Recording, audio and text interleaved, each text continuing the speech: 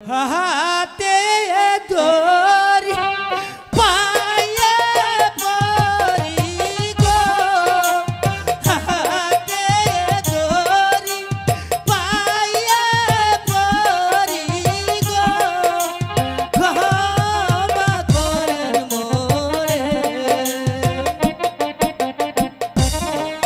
মায়েরি কথায় আপনি কানে নিবেন না। বাবা ও ভগবান, তুমি তো সবই দেখলে।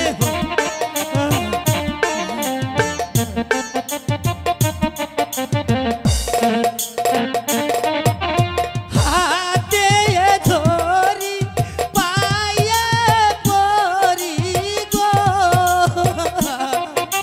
আমায় ক্ষমা করুন বাবা।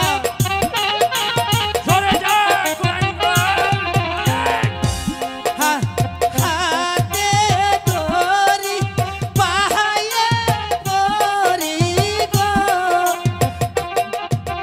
ক্ষমা না হই মার্জনা।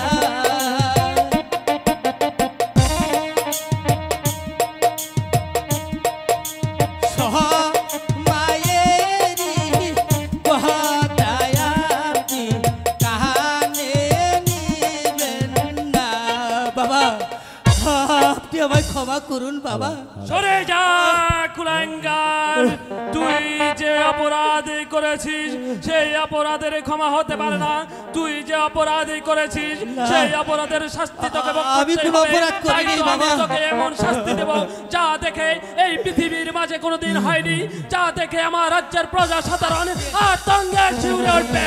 কোথায় গাত বহুদিন বাবা!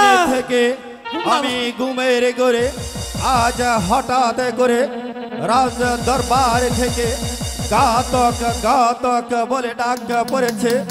জানি না কোন বাবার সন্তানকে এই পৃথিবীর বুক থেকে সরিয়ে দিতে হবে, জানি না কোন মায়ের সন্তানকে হত্যা করতে হবে, জানি না কোন নারীর স্মৃতির সিঁদুর মুছে দিতে হবে। আদেশ আদেশ আদেশ আদেশ করুন মহারাজ, কাকে হত্যা করতে হবে? শোনে ঘাতক, এই মুহূর্তে কাঞ্চনী কুমারকে শৃঙ্খলিত করে ওই দক্ষিণ শ্মশানে নিয়ে মা কালী মন্দিরে নিয়ে তাকে শিরচ্ছেদ করে তার তাজা রক্ত এনে দেবে ছোট রানীকে। বাবা, কি বলছেন মহারাজ?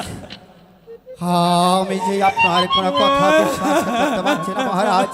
যে কাঞ্চন কুমারকে ছোটবেলা থেকে আপনি লালন পালন করে আসছেন, আজ পর্যন্ত কাঞ্চন কুমারের উপর কোনো কাঁটার আঘাত লাগতে দেননি। আজ আপনার উরজাত সন্তান হয়ে ঘাতকের হাতে তুলে দিচ্ছেন হত্যা করার জন্য। আমি কি একটিবার জানতে পারি মহারাজ, সেই কাঞ্চন কুমার আপনার কাছে কি অপরাধী হয়েছে? ঘাতক, তুই হচ্ছিস আমার বেতনভুক্ত কর্মচারী হয়ে, আর বেতনভুক্ত কর্মচারী হয়ে তুই কি আমার কাছে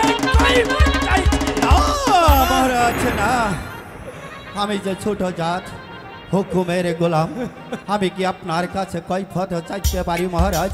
আপনার হুকুমে শত শত মায়ের বুক আমি খালি করেছি, আপনার হুকুমে শত শত বাবার সন্তানকে আমি হত্যা করেছি, আপনার হুকুমে শত শত নারীকে আমি বিধবা করেছি।